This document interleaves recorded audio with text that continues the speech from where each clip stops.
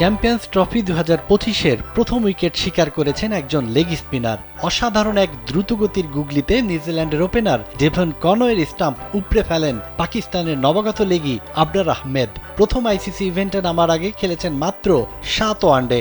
বাংলাদেশের leg spinner Rishad হোসেনের সঙ্গে অনেকটাই মিলে যায়। তারও রয়েছে 7টি ওয়ানডে খেলার অভিজ্ঞতা। করাচির ড্রাই উইকেটে শুরুতেই আবরারের সাফল্য নিশ্চিতভাবেই খুশি করবে রিশাদকে। দুবাইয়ে ভারতের বিপক্ষে বৃহস্পতিবার মাঠে নামবে বাংলাদেশ। করাচি দুবাইয়ের উইকেটের পার্থক্য খুব একটা বেশি হওয়ার কথা নয়।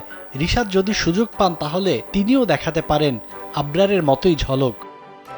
উদ্বোধনী হাই স্কোরিং ম্যাচেও আবরার ছিলেন ইকোনমিক্যাল। 10 ওভারে মোটে 47 রান খরচ করেন, নেন একটি উইকেট। শুরুর দিকে তো দেখান একচ্ছত্র আধিপত্য। ইয়াং লাথাম ফিলিপসের আগ্রাসী ব্যাটিংয়ের সামনেও করাচির 22 গজের সমীহ পেয়েছেন আবরার।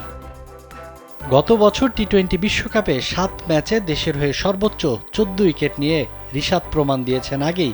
এবার পালা ওয়ানডে সংস্করণে নিজেকে মেলে ধরার। 7 ম্যাচে এখন তার নামের পাশে 5 উইকেট। চ্যাম্পিয়ন্স ট্রফি শুরুর আগে ত্রিদেশীয় সিরিজে 3 ম্যাচে 30 ওভার বোলিং করে 171 রান খরচ করেন আবরার। বিপরীতে নেন 3 উইকেট। তারপরও তাকে খেলিয়েছে পাকিস্তান। বড় মঞ্চে উপহার দিয়েছেন সেরা বোলিংটাই। ছন্দে থাকা বিপিএলে চ্যাম্পিয়ন বোলার রিশাদকে খেলানোর সাহস দেখাবে তো বাংলাদেশ।